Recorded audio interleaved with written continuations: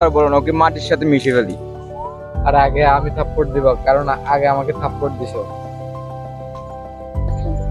তাহলে থাম থাম, কারণ আমি যদি এর পরের বার যদি এসব শুনি তাহলে কিন্তু খবর আছে। আরে যা যা, হ্যাঁ, আরে যা যা, কত মানুষ আইলে গেল, আমি হারুন এখানেই থাকবো।